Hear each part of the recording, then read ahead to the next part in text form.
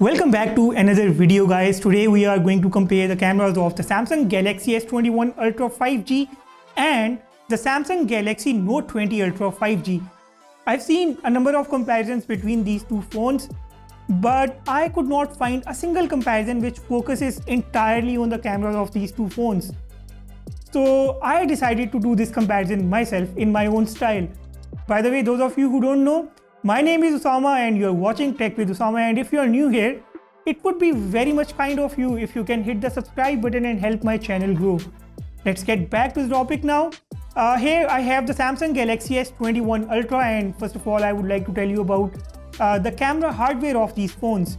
The S21 Ultra is equipped with 108 megapixels main camera sensor. Now this is not just the same sensor as the Galaxy Note 20 Ultra. It's a much improved sensor with a lot of new features, and other camera details will be right on your screen.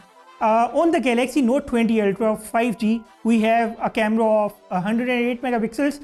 I am talking about the main camera sensor. The S21 Ultra 5G has a 40 megapixels camera on the front, and the Note 20 Ultra 5G has just a 10 megapixels camera on the front, and the details for this camera will appear on the screen once again. Before I jump into the photo comparison, I would like to tell you guys that the camera applications on these phones differ a lot. Usually the Samsung phones have the same camera applications, but here the S21 Ultra 5G is using the One UI 3.1 and the Note 20 Ultra 5G is using the One UI 3.0. Now it may be because of the One UI that the features on the Note 20 Ultra 5G are not the same as the S21 Ultra 5G.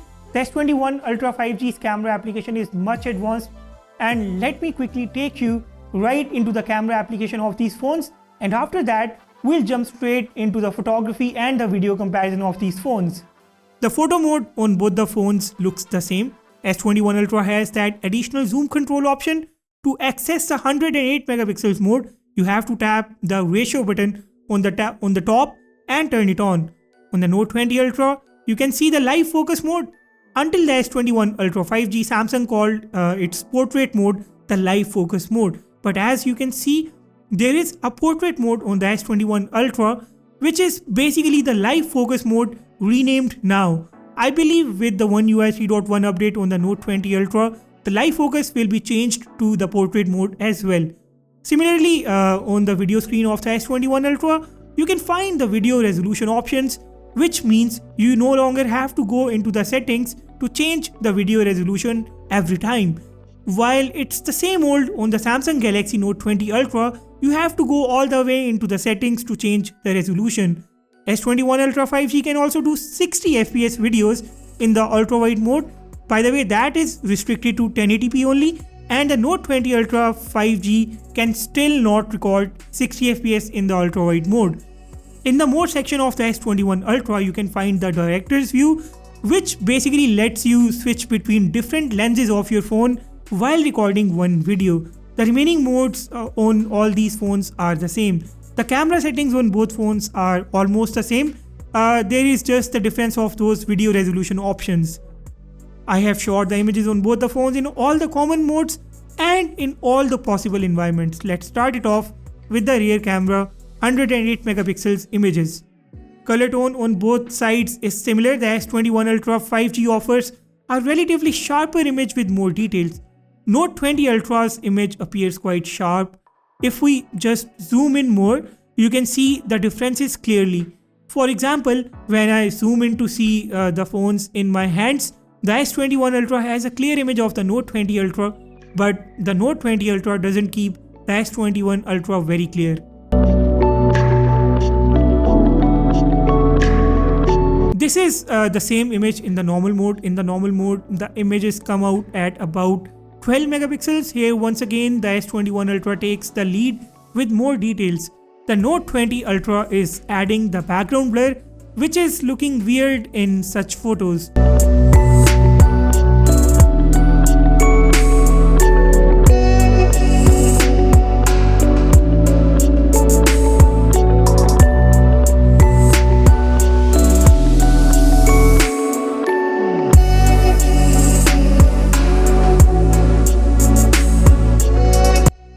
This is another 108 megapixels image, and I am going to zoom all the way up to see how these phones keep the objects. I think the result is similar. The Note 20 Ultra has a slightly warmer tone, S21 Ultra has a cool tone. The objects are sharper on the S21 Ultra once again, which might be because of the high details on this phone. This is the same image in the normal mode, and if I zoom into this one, you can see that the S21 Ultra once again is offering us a very sharp view. This is 10x zoom shot. That dual telephoto lens of the S21 Ultra is really something. The Note 20 Ultra does have a nice 10x shot too. This is now a 50x shot from both the phones. The S21 Ultra comes out as a clear winner once again. While the Note 20 Ultra can go up to 50x only, the S21 Ultra can go up to 100x, as you can see. In this image, you can find a slightly pinkish tint on the background wall on the S21 Ultra side, but it is naturally colored on the Note 20 Ultra. Let me know which phones look are you finding better. As far as the details are concerned, the S21 Ultra is maintaining its lead. Take a look at this picture. The S21 Ultra has almost everything visible even through this gap, while the Note 20 Ultra has blurred the background once again. The image of the S21 Ultra is more appealing. This picture will give you a very good idea of how these phones capture the dynamic range. Note 20 Ultra has a very good dynamic range, but it certainly can't beat the S21 Ultra. Samsung has done the best possible optimizations on the S21 Ultra. This is quite a similar image on both the sides. And here in this image, the ramp looks sharper on the S21 Ultra once again. This is another ultra wide image. The color tones difference is clear. Pinkish tone on the S21 Ultra and a warm tone on the Note 20 Ultra 5G. The same image in the normal mode, the color tone remains the same again. Let me now show you some indoor images now. Look at the table. It looks brilliant on the S21 Ultra, while it is too warm on the Note 20 Ultra. Also, the depth effect on the Note 20 Ultra 5G isn't looking very good for this one. Here in this image, you can see the difference between the red color on both the phones. Because of high details and sharpness on the S21 Ultra, the reds look better. And this is a close-up of this cube. The Note 20 Ultra is once again blurring the background. S21 Ultra has really impressive macro and close-up photography capabilities, as you can see. And this is another indoor shot. The only difference here is of the color tone.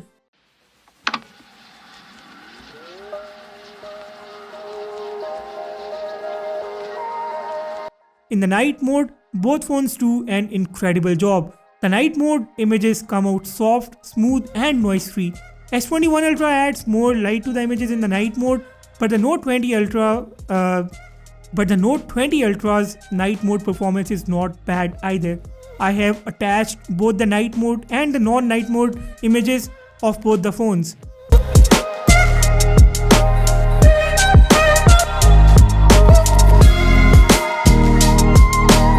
Let's take a look at the selfies now.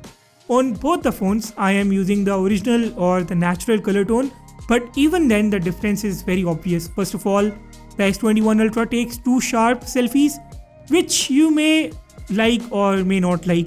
The Note 20 Ultra takes smooth selfies. I am using the out of the box settings on both the phones. Sure, you can capture smoother selfies on the S21 Ultra too, but here I haven't touched any settings at all. Extra sharpness also brings more details to the S21 Ultra selfies. As I always say in my camera comparisons, the color tone of the selfies is a completely subjective. The color tone and the overall look of the selfies is a completely subjective choice. S21 Ultra's edge detection is too amazing even in the portrait mode. Its edge detection is superb. If the S21 Ultra has got one thing right, that has to be this phone's photography performance.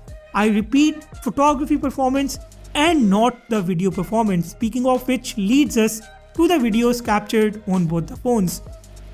After capturing these videos on the S21 Ultra, it felt as if Samsung has released an unfinished product. The video performance of this phone is poor. It is extremely poor. It does record highly stable videos, but look at those colors. Look at the messy details. The Note 20 Ultra for now is recording much better videos. I am sure Samsung will fix the video problems on the S21 series with a software update, and I might consider doing this phone's camera review once again. After these videos end, you will be able to see the front camera videos, and I'll see you guys on the other side.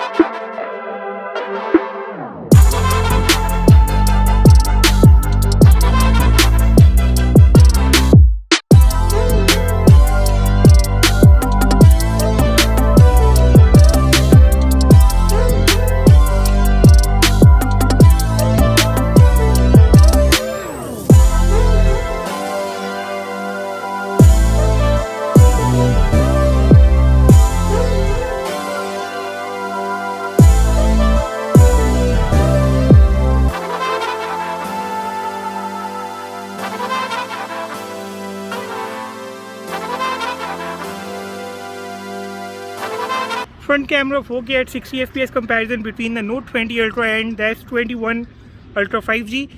Switching between the camera modes is incredibly easy on the S21 Ultra 5G. The options appear right in the camera screen, but on the Note 20 Ultra 5G you have to go into the settings to change these options. Video looks much better on the S21 Ultra 5G. It's sharper, and let me just switch to the 30 fps front camera mode on both the phones now. This is now the front 4K at 30 frames per second on both the phones. It's just the frames that are going to be different. Rest of the things are going to remain the same. The footage now looks slightly smoother. I mean, the sharpness is low on the S21 Ultra as compared to its 4K mode, but everything else is right in front of you, and you guys are going to be the judge for this one. This one is now 1080p at 60 frames per second. I am walking in the face of the sun. The camera angle is not too wide, but the resolution from here it looks good. But as I keep mentioning again and again, for these front camera videos, you guys are going to be the judge. It's time to switch to the 1080p at 30 frames per second to end up this front camera video comparison. The last one for this particular comparison, this is a 1080p at 30 frames per second video, and the stability is incredible now because it's a 30 frames per second video, so obviously it's going to be more stable, and the colors look nice. Everything else is once again on your screen. Let me just show you around how the sky and everything else looks in this video. So guys, this is it with these front camera videos. Drop your feedback below. And guys, that pretty much sums up this entire comparison. Now, after watching this comparison myself, after I took all these photos on these phones, I realized that the reviewers were so right about the camera of the Samsung Galaxy S21 Ultra 5G. This phone is just way too ahead of its time. Samsung has enormously upgraded its photography game with the S21 Ultra 5G. Now, when I say that the S21 Ultra 5G's photography game is on a whole new level, I do not mean to say that the Note 20 Ultra 5G does not take good photos. The Note 20 Ultra 5G is good, but Samsung has definitely learned from its mistakes and it has improved the things in the S21 Ultra 5G. Now, I want to make one thing clear, that I am talking about the photography only, and that means the videography on the Samsung Galaxy S21 Ultra 5G literally sucks.